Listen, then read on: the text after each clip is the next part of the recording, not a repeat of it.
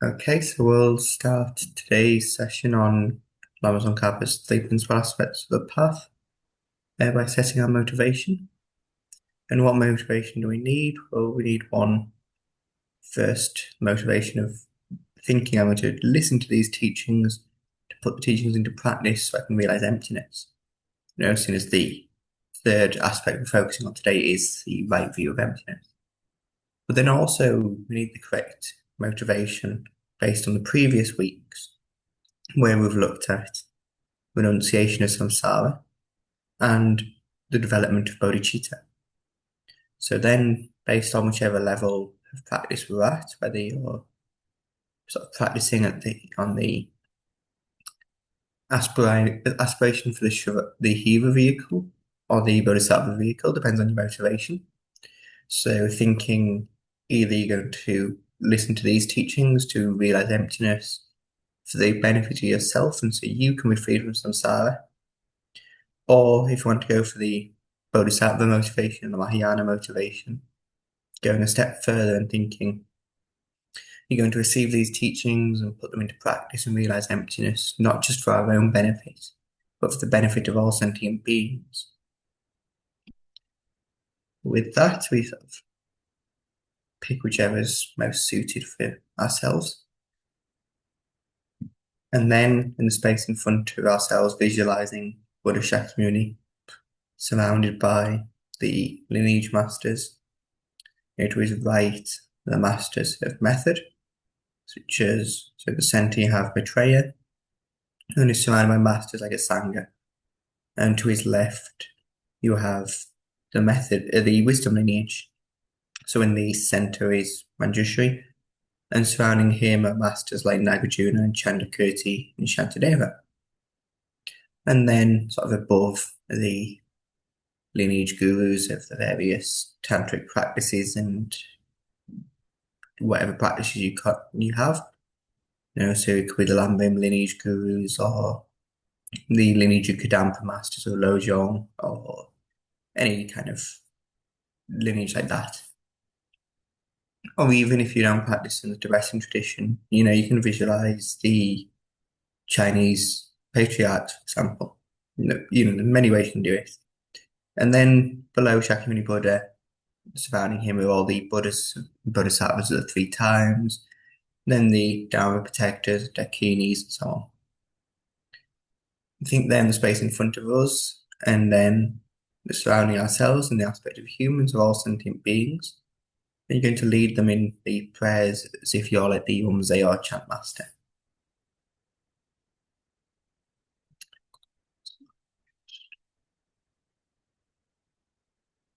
You can get the prayers up.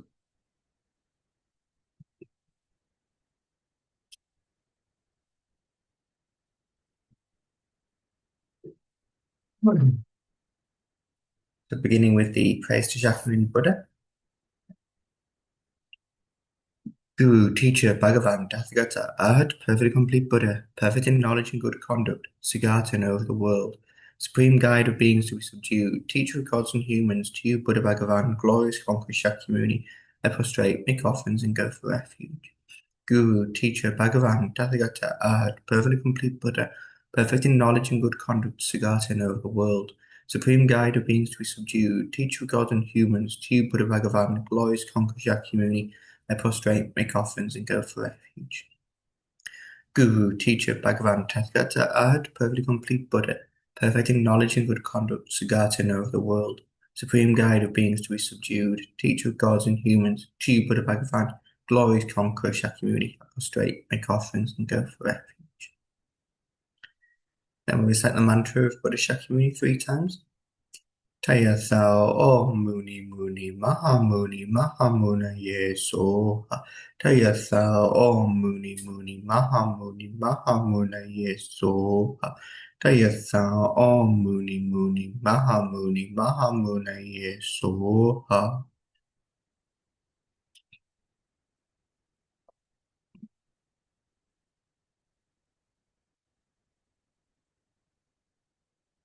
And then we recite the praise to the perfection of wisdom and the perfection of wisdom sutra because today we're discussing emptiness. So It's maybe more beneficial to do it like this.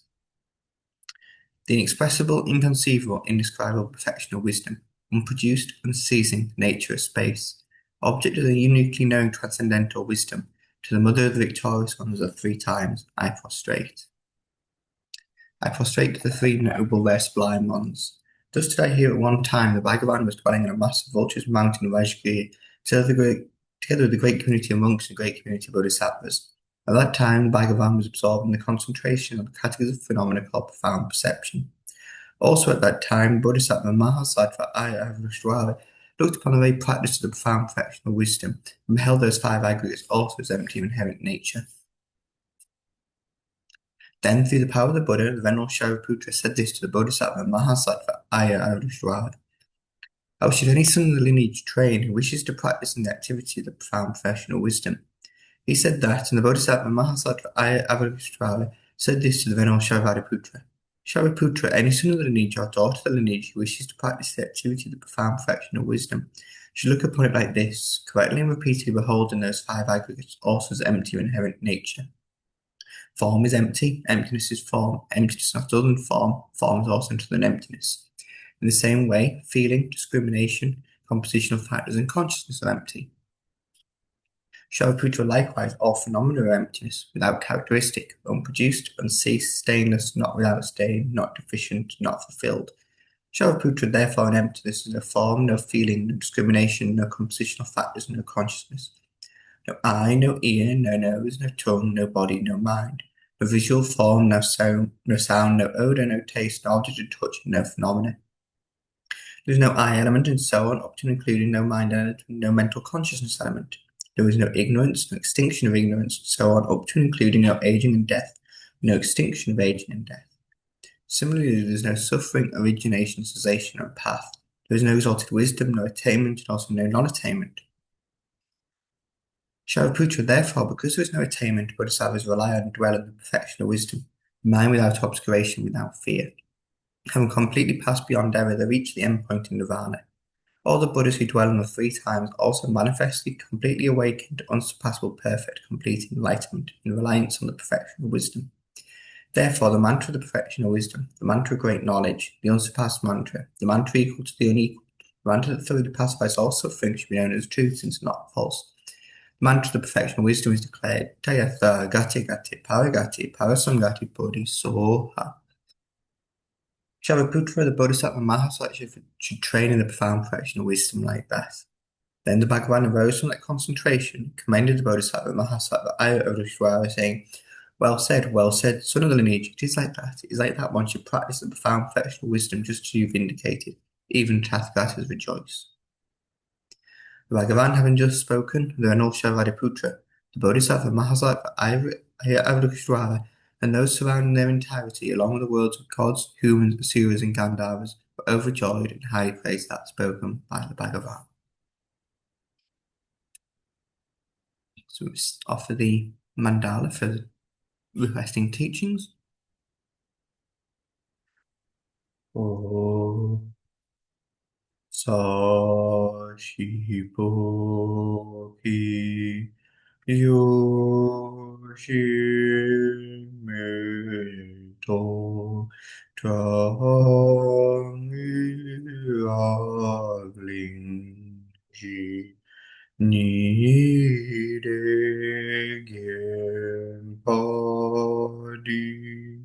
Sangye Shindu Mite Owai Doku no Dajinla Kyoba Sho Jetsun Lama Dampa Hinam Chi Choku Kala Kien Se Chu Zintu Jita Sampe Du Yezi 자기 조기 자바 바두소 이டம் 구가나만달라 kamniataya. And then we take refuge. Sangye choram soni choram la janchu padu dani kyapsuchi dagi chunyengi pe sonamgi drola penchi sangye rupa sho sangye choram soni choram la janchu padu dani kyapsuchi dagi chunyengi pe sonamgi drola penchi sangye rupa sho sangye choram soni choram la Yanchu batu dani kapsu chi dagi jinsu chone yepe sonamki dola penchi sange tu pao sho.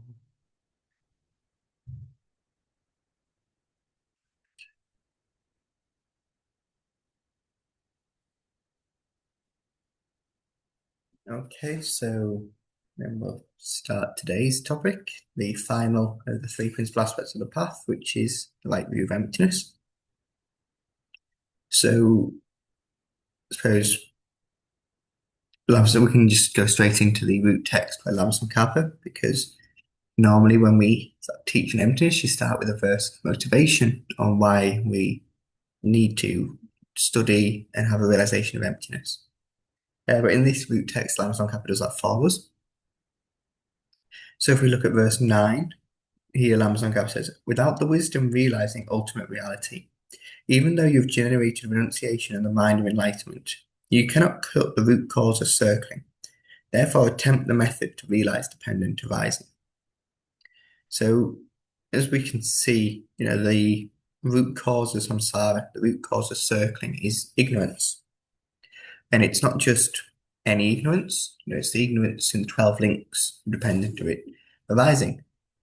And this ignorance is very specific, and it's the ignorance grasping at inherent existence or true existence.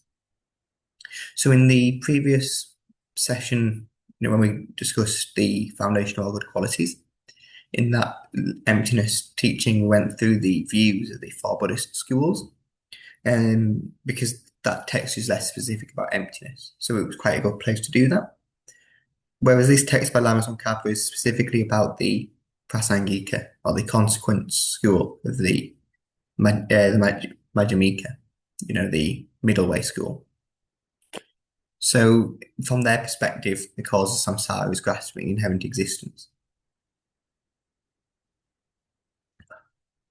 The other schools might say it's slightly different, but we're not going to go into that today.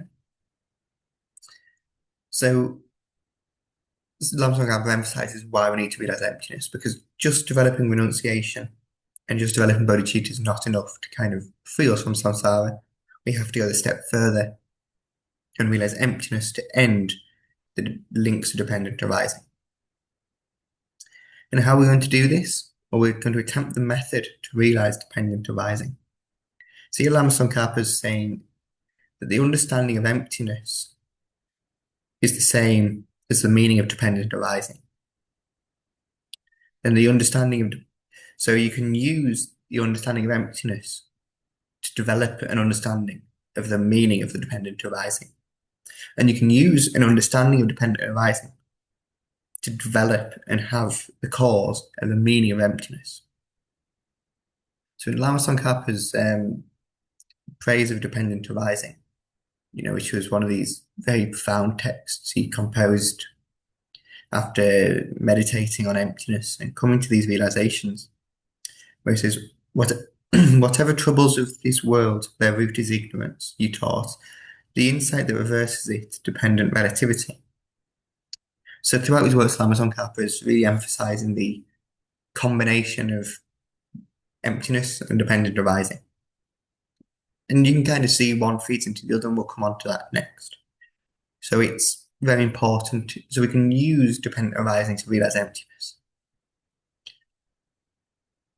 There are many methods to realize emptiness, and this is just one specific one that Lama Tsongkhapa emphasizes. So in verse 10, this is under Pabonka Rinpoche's outlines as showing the right view. The verse 10 says, "One who sees the cause and effect of all phenomena, of both cyclic existence and the state beyond sorrow, is forever unbetraying, and for whom any object trusted in by the grasping mind has completely disappeared, has at the time entered the path pleasing the Buddhas." So, they're saying that there's the very first line, one who sees the cause and effect of all phenomena. So, all phenomena arise through cause and effect. And there are different levels. So, when we're saying here about cause and effect, this is the first level of dependent arising. Well, in fact, you can even say this cause and effect is referring to dependent arising. And we'll come on, so you might think, well, how does that work for permanent phenomena? Because for impermanent phenomena, it's very obvious. They arise by and cease, and they arise in dependence on previous causes and conditions. And they produce an effect, the subsequent moment and so on. So then you have the permanent phenomena, which is a bit more complicated because they don't arise from causes and conditions. But they are made up of parts in their collection. You think uncomposed space, sort of empty space, isn't caused by anything, it's an absence. So the negative phenomenon is a mental imputation. So it's a permanent phenomenon. But there's parts to it. There's empty space in the north, south, east, and west. And so on. You can divide it up. And the most subtle level of dependent arising relates to dependence on concepts and labels. The the mental image of an elephant doesn't arise from anything because it's permanent, but it's a mental image that's produced by a mind. And that mind depends on causes and conditions. So this is what Lam Tsong Khap is talking about when this is about seeing the cause and effect of all phenomena. Now, once we understand this, the support of grasping inherent existence falls apart. And at this point, this is where we enter the grounds and paths. Depending on where we are depends on which of the grounds and paths we're at. So I can just double check here.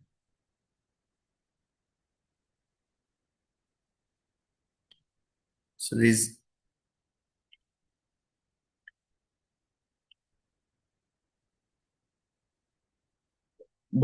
so the Bodhisattva paths you enter upon the realization of bodhicitta. That's how you become a bodhisattva. But most bodhisattvas realize emptiness prior to this.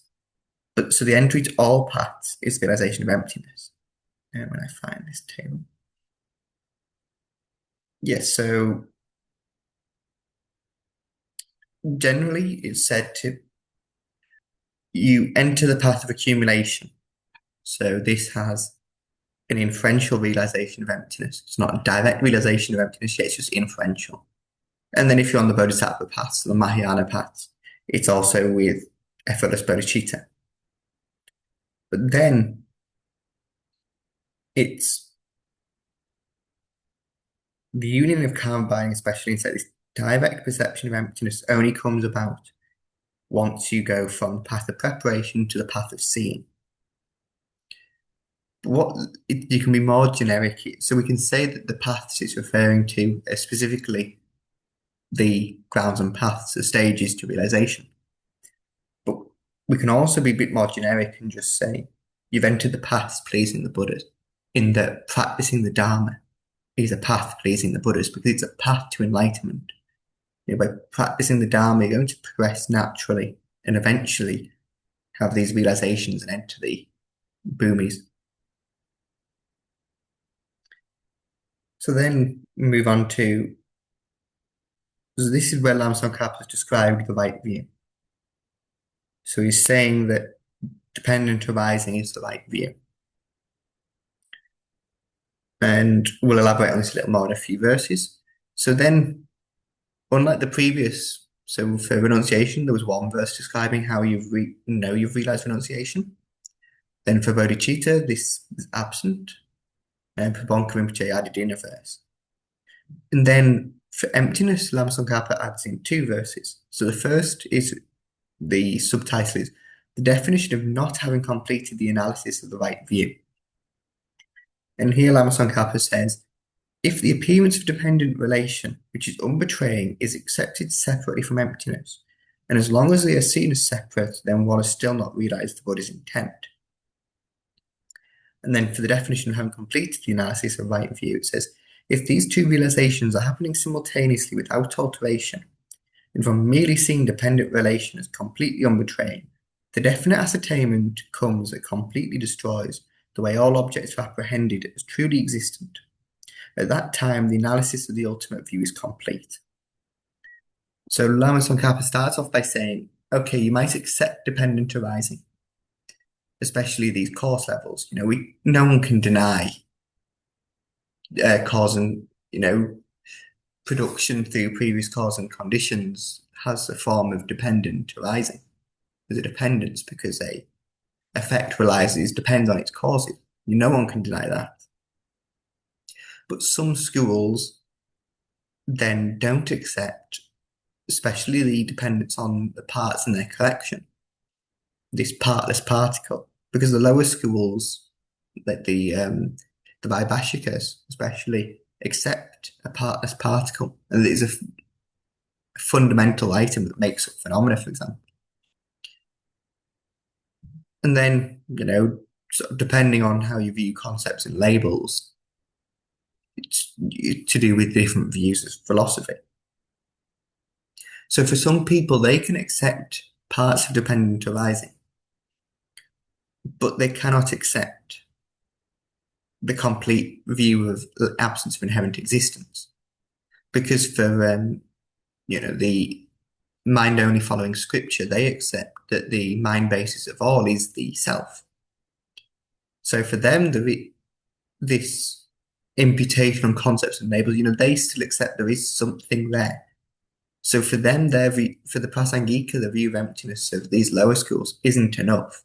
They might be accepting dependent arising, but they're not taking it far enough, and they don't accept they've refuted enough.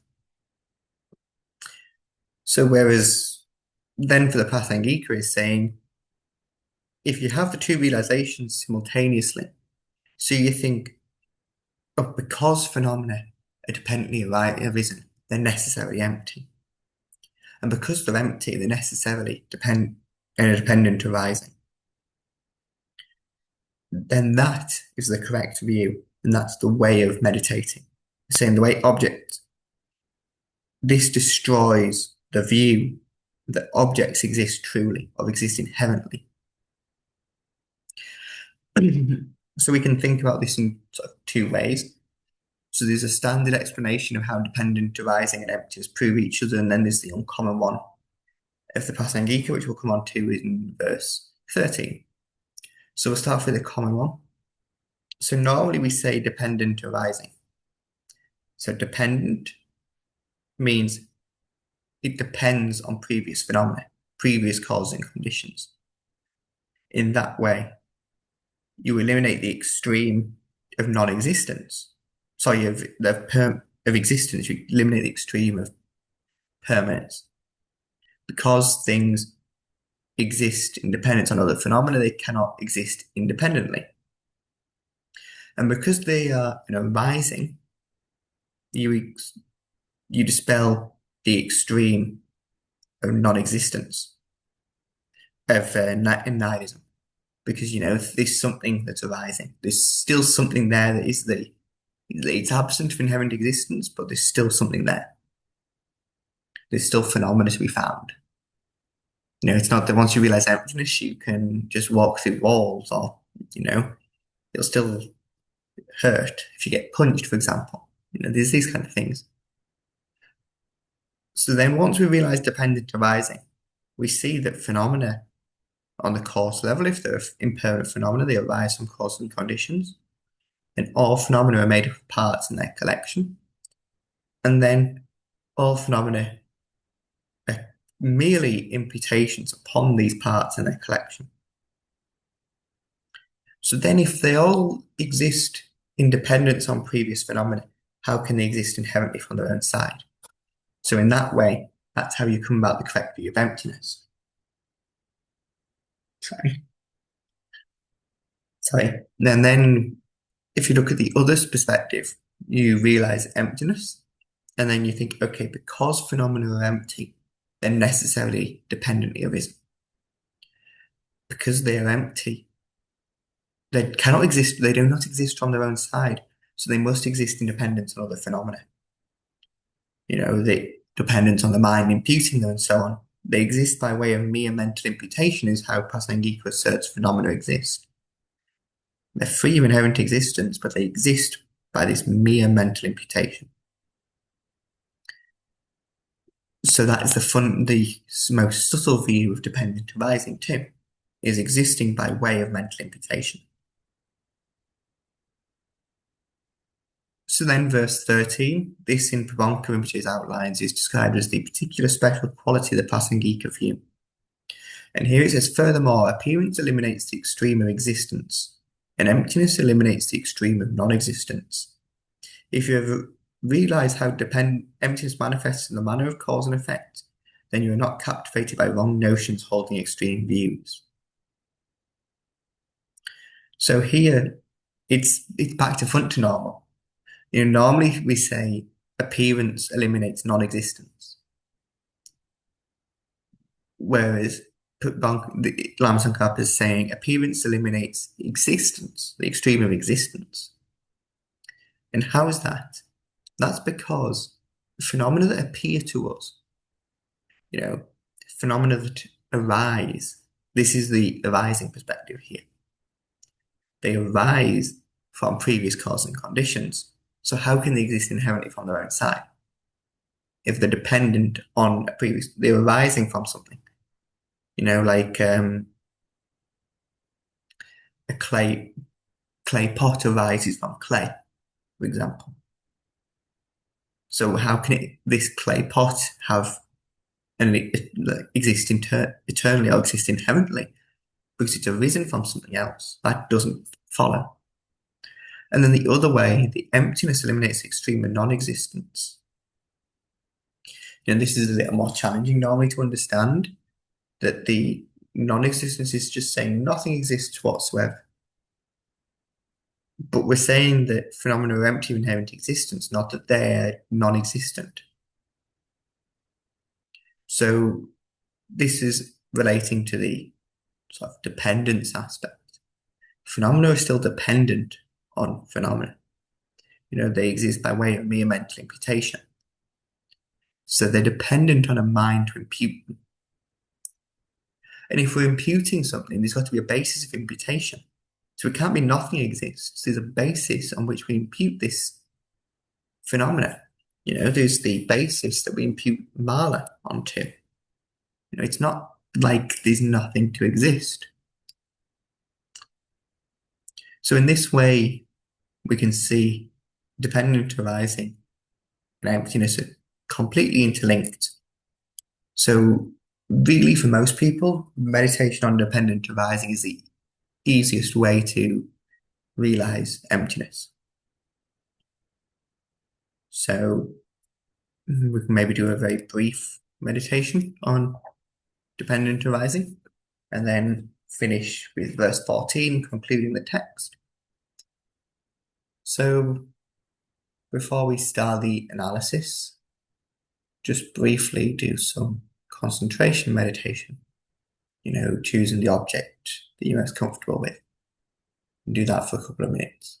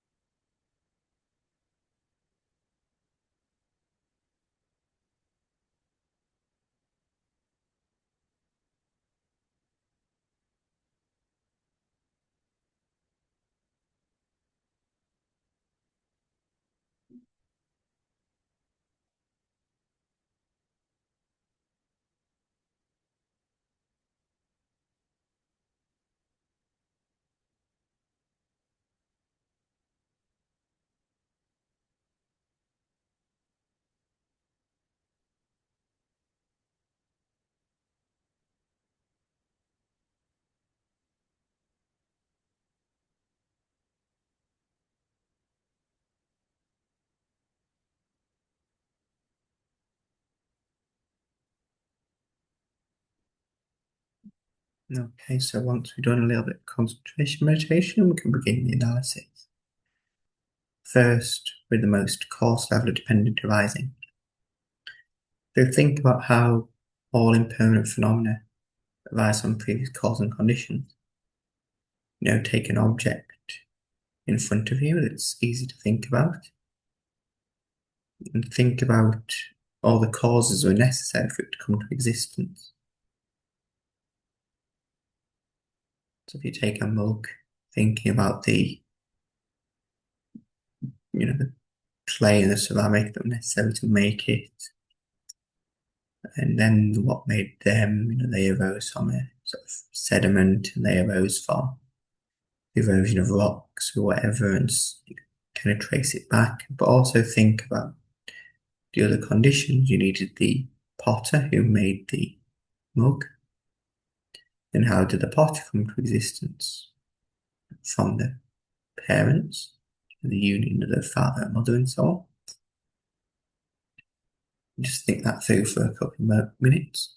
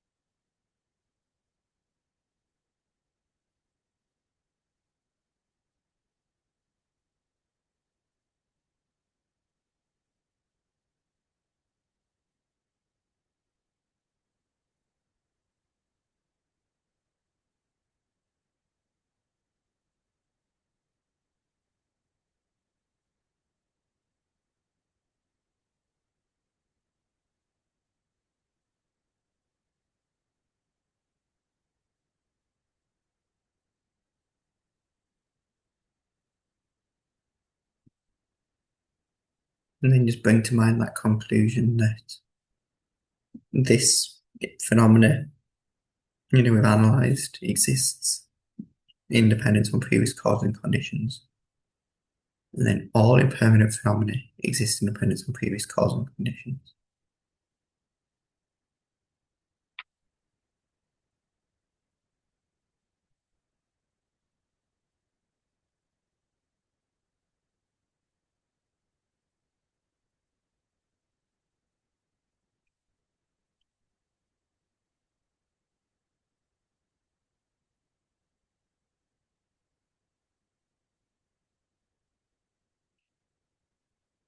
And perhaps it's most beneficial for the selflessness of person to think about the aggregates here, how the bodies arisen from previous cause and conditions.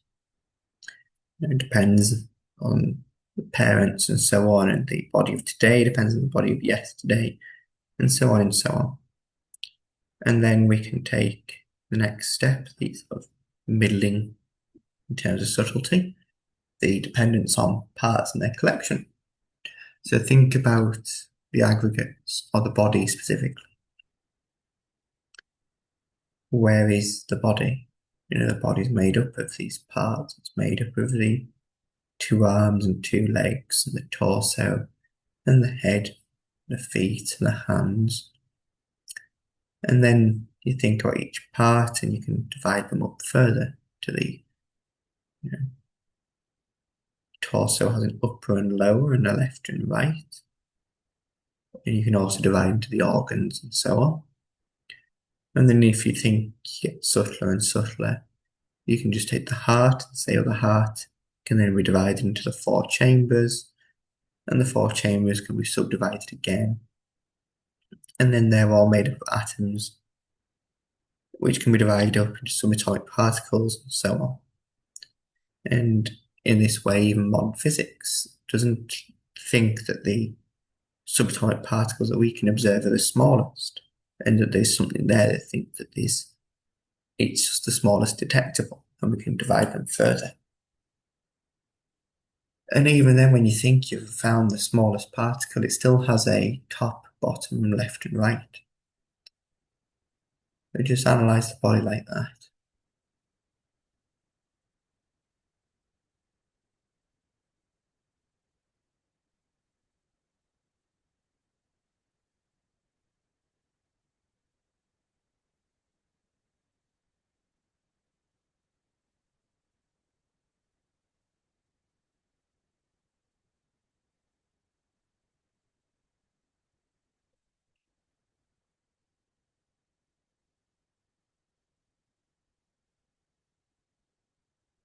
and then bring to the conclusion that the body depends on these parts in the collection.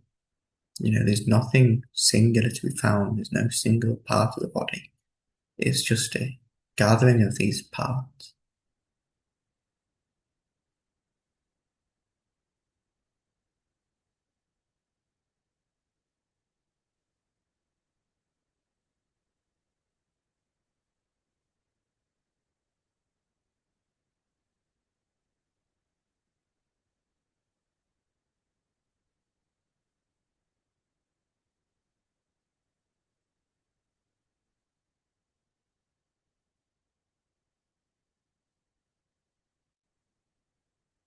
And then finally, we move on to the most subtle level of dependent arising, in terms of dependence on concepts and labels. I think there's nothing inherent about the body which makes it a body. It's just a label. And you can say the body he is labeled Lobsang or Thomas. There's nothing inherent about it being Lobsang's body, Thomas's body. So you can see, you can change your name, it doesn't change the body. Monastics, when they ordain and get given a new name, it's not that the body changes, it's just the imputation changes. And the label, I should say, changes. So it's just labels in terms of language. So just think how nothing, analyze this. Is there anything that kind of exists that inherently has a label or inherently has a name? You can think about a low table can be used the table as a footstool, depending on its perspective, has a different label, different concept.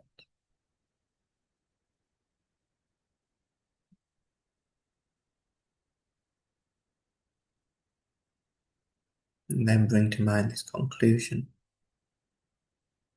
that all phenomena, whatever you've analysed, these are just labels and concepts.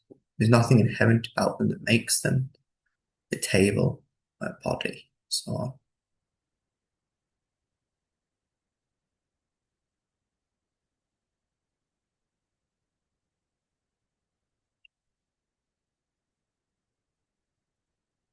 And then finally, end by just thinking. So all phenomena, therefore, are dependently arisen. And if they're dependently arisen, they're free of inherent existence. And they exist by way of mere mental imputation.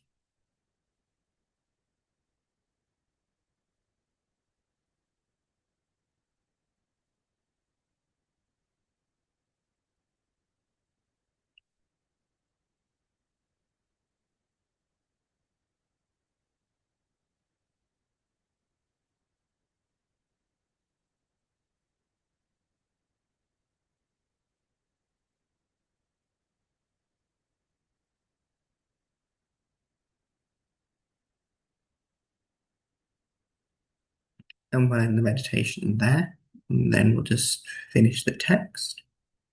So, in terms of realizing emptiness, the most important one is realizing the emptiness of self. It's grasping at a self which causes our suffering. But it's not that the self is free of inherent existence, but phenomena exist inherently. Because that would be absurd, they're kind of interlinked. So sometimes we can find meditating on the selflessness of phenomena is easier because we can see external phenomena. I can see the mala. I can see it's made up of individual beads, and these individual beads are made up of parts and so on. So it's sometimes easier to contemplate external phenomena than it is the self. It takes a lot of work to the object of refutation is what changes. The actual, what we're refuting doesn't change. So this is another point unique to the Prasangika, where they say the object of refutation for both self and phenomena is inherent existence. what changes is then the basis of, so whether it's self or phenomena. And when it comes to self, this is much more challenging. It takes a lot longer to identify the object of refutation. This self-grasping I is very challenging to identify. And this is explained in the root texts, but also as Honus Diorama has explained that identifying the object of refutation for the meditation of selflessness of person is actually the hardest part of the meditation. Because actual logic is quite simple, but it's this recognizing the object to refute is very hard. So that's why we need to constantly train. And alternating between selflessness of person and selflessness of phenomena helps develop the mind and strengthen our understanding. And also, because eventually we have to realize the selflessness of both, it moves both in the right direction. So that's why we need to meditate on both the selflessness of person and the selflessness of phenomena. And then finally, verse 14. So Prabhupada Rinpoche's outline has this as having gained definite ascertainment, advice on pursuing the practice. So here Lama Tsongkhapa says, in this way you realize exactly the vital points of the three principal aspects of the path. Resort to seeking solitude, generate the power of effort, and quickly accomplish your final goal, my child. So what Lama Tsongkhapa is saying here is once you have received teachings on these three topics, once you've engaged in the wisdom of hearing and the wisdom of contemplation, then you need to go off into solitude and apply the wisdom of meditation. Because the wisdom of contemplation is kind of analysis. This is typically done in debate in the Tibetan tradition, but even just sitting there yourself and contemplating, how we've done in that meditation, analyzing, can I break the body down to the parts and so on. That is the second wisdom. So the wisdom of hearing, contemplating, and meditating, receiving teachings where maybe I've explained the text or many countless more qualified masters have explained emptiness with wisdom of hearing. The wisdom of contemplating will be analyzing in that way. And the wisdom of meditating is the union of calm abiding and this special insight into emptiness. And that's what we're training in. Once you do the analysis and hold that contemplation, that conclusion for a moment, that's practicing in this union. Because that's how we're actually going to be liberated from samsara, is this union. And then Lama Tsongkhapa sort of encourages as my child. And that's because it's advice for a student of his, a very close student of Lama Tsongkhapa's, who went off to Karma, I think, to establish monasteries and teach under Lama Tsongkhapa's advice. So this is then, for Lama Tsongkhapa's closest disciple, Nalang Drakpa. So in the colophon it says, these teachings by the virtue beggar, or the Gelong, for the ordained monk, Losang Drakpa, who was extensive listening, were composed of advice for the nephew of Pompo, Nalang Drakpa. So this is then not just an intellectual teaching, but this text is to be taken as practice advice. We're not just to listen to the words and think how wonderful, and then put them away and that's it. We should take them as practice and really apply them in our lives. So in that we conclude the text and the three principal aspects of the path. This is a very profound text.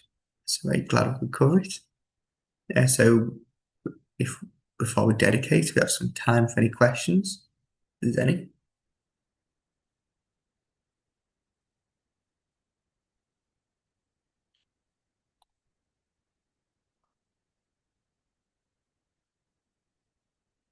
Otherwise, we'll just jump straight into the dedication.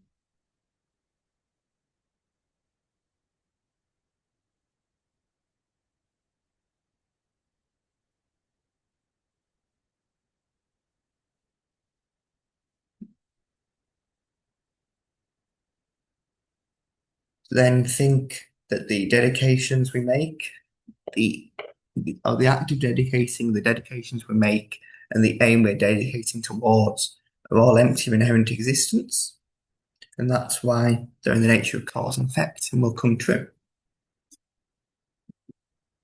Dagi jine sepe gawadi tendano wa kunla gampedam.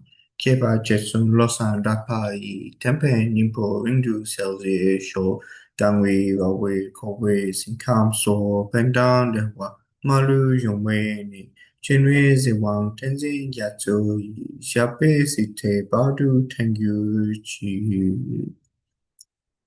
Nature Samba Che Make Panam Kegyuchi Kepa Nyampa Mepa Gong Nie Gong Du Pelwa Sho Jancho Semcho Rimpo Che Make Panam Kegyuchi Kepa Nyampa Mepa Gong Nie Gong Du Pelwa Sho Tony Tawa Rimpo Che Make Panam Kegyuchi Kepa Nyampa Mepa Gong Nie Gong Du Pelwa Sho.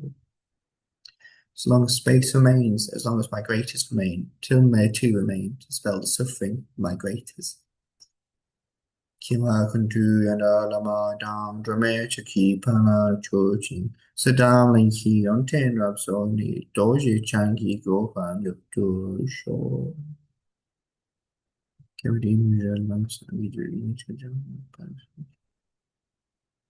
So thank you very much for attending his teachings and going through this text with meditations with me.